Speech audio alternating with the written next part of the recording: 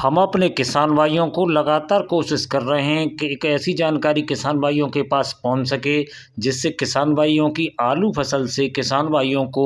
जो पैदावार मिलती है वो अच्छी पैदावार मिल सके। और आज के इस वीडियो में किसान भाइयों हम एक अलग तरह की जानकारी किसान भाइयों के साथ साझा करेंगे, क्योंकि इस समय लगभग सभी किसान भाइयों की आलू फसल में पहला पानी लग चुका है और कुछ किसान भाई दूसरा पानी लगा चुके हैं और ज़्यादातर है दूसरा पानी आलू फसल में लगने को है। तो ये वो समय है जब हमारे किसान भाई यूरिया का प्रयोग दूसरी बार करते हैं और कुछ हमारे किसान भाइयों ने पहली बार आलू फसल में जब पानी लगाया था तो यूरिया का प्रयोग नहीं किया था। तो हम कोशिश करेंगे किसान भाइयों के साथ एक ऐसी जानकारी साझा करने की जिससे जो किसान भाई हैं यूरिया खाद लगा रहे हैं उसके साथ अन्य ऐसे किन खादों का प्रयोग करें जिससे शुरुआती अवस्था में आलू फसल हरी भरी बनी रहे, अच्छी तरह से ग्रोथ करे। तो पूरी जानकारी के लिए किसान भाइयों से अनुरोध रहेगा वीडियो में आखिरी तक बने रहें और जो हमारे किसान भाई चैनल पर नए हैं चैनल को सब्सक्राइब कर लें, जिससे हम आलू फसल संबंधित कोई भी जानकारी चैनल पर अपलोड करते हैं तो सही और सटीक जानकारी सही समय से किसान भाइयों के पास पहुंच सके।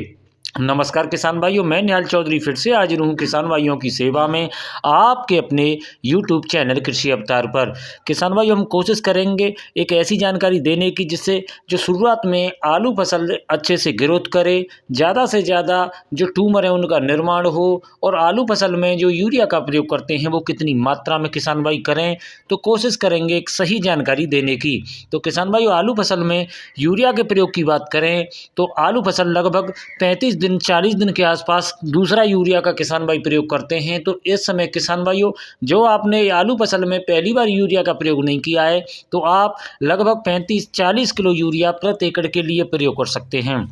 या आपने किसान भाई यूरिया का प्रयोग कर लिया है तो आप दूसरी बार में 35 किलो 30 किलो यूरिया यानी कि 7 से 8 किलो यूरिया प्रति एकड़ के लिए प्रयोग कर लें। अब बात करें इसके साथ ऐसे किन खाद उर्वरकों का प्रयोग करें, तो जिन हमारे किसान भाइयों ने अभी तक यूरिया का प्रयोग नहीं किया है या पहली बार यूरिया का खाली प्रयोग कर लिया, उसके साथ किसी भी प्रकार के जो अन्य पोषक तत्व हैं या जो भी अन्य जो खाद हैं जो सहायक खाद हैं उनका प्रयोग नहीं किया है, तो वो हमारे किसान भाई या तो किसान भाई माइकोराइजा का प्रयोग कर लें या हमारे किसान भाई ह्यूमिक एसिड का प्रयोग कर लें। और जिन हमारे किसान भाइयों ने ह्यूमिक एसिड माइकोराइजा का प्रयोग कर लिया है, अब बात करें वो किसान भाई क्या करें। तो हमारा जो किसान भाइयों को जो जानकारी है एक ऐसी जानकारी जो आलू की फसल है आप यहाँ वीडियो के माध्यम से देख सकते हैं बहुत अच्छा विकास कर रही है। तो हम उम्मीद करेंगे कि हम जो जानकारी दे रहे हैं उससे आपकी आलू फसल भी एक बहुत अच्छी तरह से ग्रोथ करेगी, अधिक से अधिक जो आलू फसल की जो ग्रोथ है वो बढ़ेगी, हरियाली बनेगी।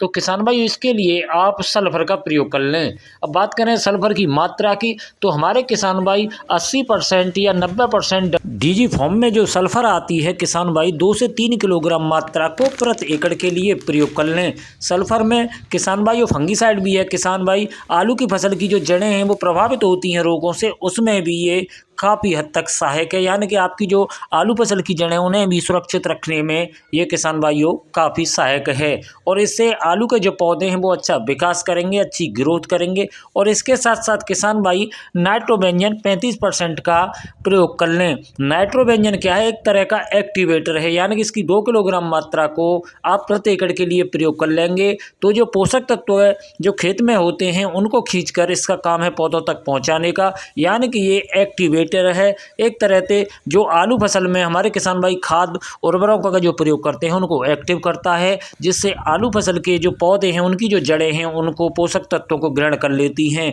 तो इसकी किसान भाई 2 किलोग्राम मात्रा को आप प्रति एकड़ प्रयोग कर सकते हैं। इन दोनों खादों को यूरिया की में मिलाकर अच्छी तरह से मिक्स कर बिखराव कर आप अपनी आलू फसल की जो शुरुआती अवस्था में आवश्यकता होती है वृद्धि की, बढ़वार की, क्लोरोफिल का जो निर्माण होता है, हरियाली की, वो सब कुछ आपको इन खादों के द्वारा मिल सकता है। और आपने शुरुआत में यार माइकोराइजा या ह्यूमिक एसिड का प्रयोग नहीं किया तो आप उसका भी प्रयोग कर सकते हैं, जिससे आपकी आलू फसल आप इस वीडियो के माध्यम से देख सकते हैं इतनी अच्छी तरह से ये जो फसल ग्रोथ कर रही है, आपकी फसल भी ऐसे ही ग्रोथ करेगी और आपको आलू फसल से जो पैदावार मिल सकती है वो बहुत अच्छी पैदावार मिलेगी। तो किसान भाइयों ये जो जानकारी हम कोशिश की है मैंने आपको एक सही जानकारी देने की, और किसान भाइयों से अनुरोध रहेगा जैसे आप कल पानी लगा रहे हैं तो आप एक दिन पहले इसका बिखराव कर लें। या किसान भाइयों आपने पानी लगा दिया है तो उसके बाद जैसे ही जो चिपक मिट्टी में तैयार हो जाती है, यानी कि आपके पैर सधने लग जाएं, तो आप यूरिया का प्रयोग, इन दोनों खादों का जो भी जानकारी मिली है प्रयोग कर आलू फसल की जो पैदावार है उसको बढ़ा सकते हैं। और हमारा लगातार किसान भाइयों से अनुरोध रहेगा कि यूरिया का प्रयोग आप उचित मात्रा में करें। यदि आप यूरिया का 3 बार प्रयोग करना चाहते हैं तो उस हिसाब से ही यूरिया का प्रयोग करें, जिससे पौधों को जो यूरिया की, नाइट्रोजन की जो ज़रूरत होती है वो पूरी तरह से हो सके और आपकी आलू फसल अच्छे से ग्रोथ करे, अच्छे से बढ़वार करे। और इन दोनों खादों को आप यूरिया में मिलाकर प्रयोग कर लेते हैं तो आपकी जो आलू फसल है उसमें जो ट्यूमर है उनका अच्छा निर्माण होगा, अच्छा विकास होगा, जड़ों का अच्छा विकास होगा और जड़ें आपकी पौधों की सुरक्षित रहेंगी। और जो हल्का ठंड का भी मौसम हो गया है उसमें भी सल्फर से पौधों को जो सुरक्षा मिलेगी और आपकी आलू फसल अच्छे से ग्रोथ करेगी, अच्छे से बढ़वार करेगी। तो उम्मीद करता हूं मैं आपको एक सही जानकारी दे पाया हूं। जानकारी उपयोगी लगे तो वीडियो को अधिक से अधिक किसान भाइयों को शेयर जरूर किया करें। साथ ही साथ आलू फसल संबंधित जानकारी के लिए आप हमें कमेंट कर सकते हैं। जुड़े रहें हमारे साथ। जय जवान जय किसान।